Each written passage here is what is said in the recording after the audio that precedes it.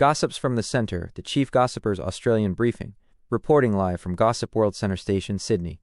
G'day, mates. I'm your Chief Gossiper, and today, Australia is in a state of nervous vigilance.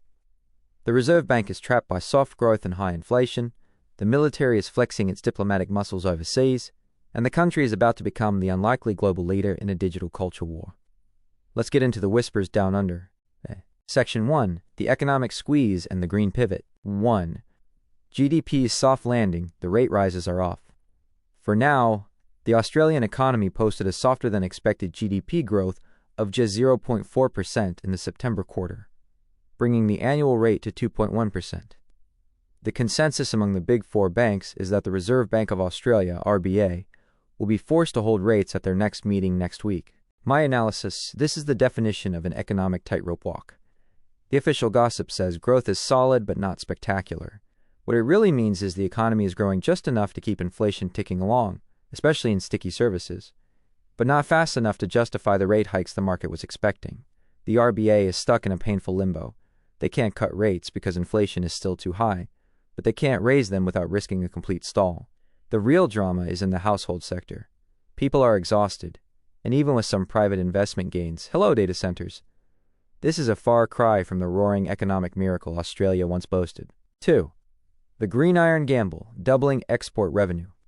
A new World Economic Forum, WEF report, highlights Australia's immense potential to lead the global transition to green iron, which is produced using renewable energy and hydrogen instead of coal.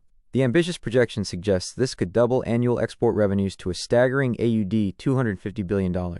My analysis: this is Australia's chance to shed the label of being a purely fossil fuel economy, and the global appetite for this story is huge.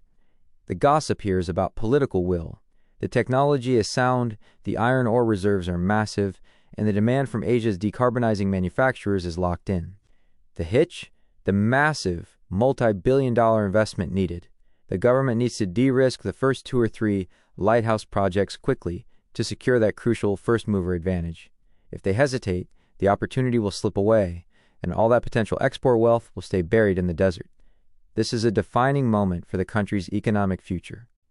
Section 2. Geopolitics and Global Engagement. 3. Ukraine aid surge. Australia's $62 million statement.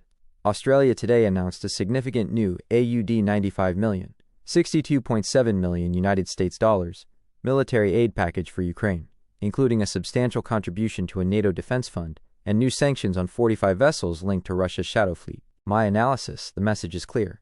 Australia is choosing a side, and it's not hedging its bets.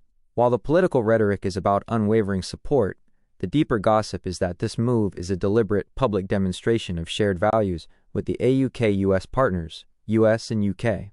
In the context of increasing Chinese naval activity near Australian waters, this aid package is a cost of admission to the high table of Western security cooperation. It shows Canberra is a reliable, committed ally, which is crucial for securing future AUK-US submarine and defense technology transfers. This is security strategy disguised as humanitarian aid. 4. Return of the Saltwater Diplomats, HMAS Ballarat's tour.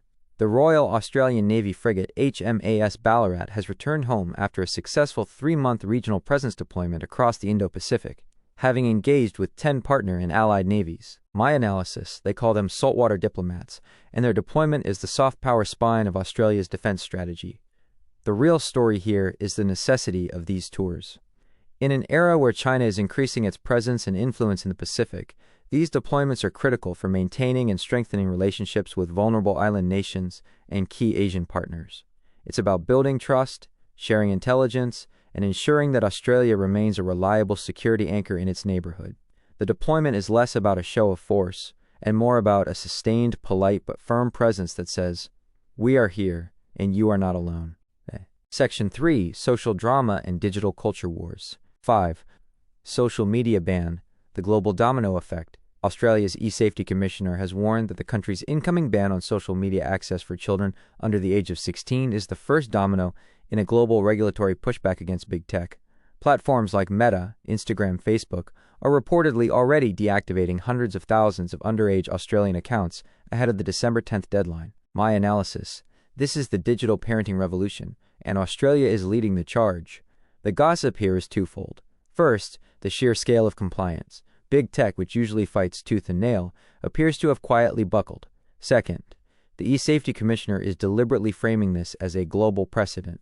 This means every parent, politician, and tech executive around the world is watching Australia's implementation to see if it works. If it successfully curbs the negative impacts of social media on teen mental health, expect an immediate, unstoppable wave of similar legislation to sweep across Europe and North America. Australia has accidentally become the world's most aggressive regulator of the digital playground. 6. Housing crisis goes global. Japan buys in. In a sign of Australia's deepening housing crisis, Japan's Samty Holdings has acquired a majority stake in a top Australian student housing operator, Unilodge, in a deal reportedly worth AUD $600 million.